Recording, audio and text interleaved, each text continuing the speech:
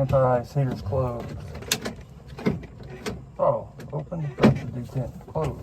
Fuel shutoff valve is in, key is on, battery coming on, generator switch coming on. That's the reset test.